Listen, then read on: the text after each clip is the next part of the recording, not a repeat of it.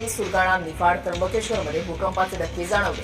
भूकंपामुळे नाशिकमधील अनेक घरांना तडे गेले। नाशिकात जाणवलेल्या भूकंपाच्या धक्क्याचे केंद्रबिंदू हे गुजरात होतं, नाशिक जिल्हा प्रशासनाची माहिती आहे। पंचवटी बिल्डिंगमधील लिफ्टला भूकंपाचे धक्के जाणवलेले आहेत। ही लिफ्ट ज्यावेळेला वरती जात होती त्यावेळेला लिफ्टमध्ये 14 जण होते आणि वरती जात असतानाच या लिफ्टला भूकंपाचे धक्के जाणवले।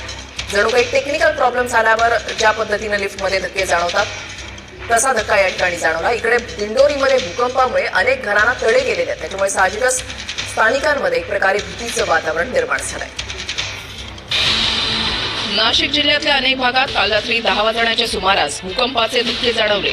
या भूकंपाच्या धक्क्यामुळे जाणवलेल्या या भूकंपाची तीव्रता रिश्टर स्केलवर 4.3 असल्याची माहिती जिल्हा प्रशासनाकडून देण्यात आली आहे।